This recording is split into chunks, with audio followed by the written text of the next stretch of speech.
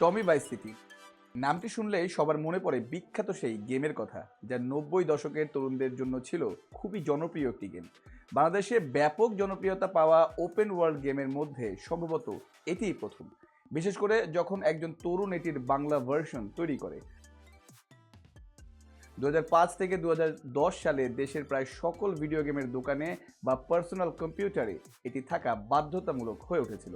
90 দশকের এই বিখ্যাত গেমটি বারবার নতুন প্রজন্মের জন্য নতুন নতুন গল্প নিয়ে এসেছে। জিটিএ ভাইস সিটি থেকে শুরু করে জিটিএ 5 পর্যন্ত রিলিজ হয়েছে এই গেমটি। তবে এইবার আরও একবার নতুন গল্প নিয়ে আসছে এই গেমটি। এখন পর্যন্ত খেলোয়াড়দের মনে জায়গা করে নিয়েছে জিটিএ 5। তবে এর নতুন রূপ নিয়ে ইতিমধ্যে সারা বিশ্বে শুরু হয়েছে তোলপাড়। জিটিএ ভাইস সিটি গেমটি ডেভেলপ করে রকস্টার নর্থ এবং বাজারে ছাড়ে রকস্টার গেমস। 2002 সালের অক্টোবর প্রথম বাজারে আসে প্লে স্টেশন 2 এর জন্য। এর পরের বছরই গেমটি উন্মুক্ত করা হয় উইন্ডোজ কম্পিউটারের জন্য। 2002 সাল অনুযায়ী গেমের গ্রাফিক্স ছিল খুবই উন্নত মানের। এরপর সময়ের সাথে সাথে এটি আরও উন্নত হতে থাকে।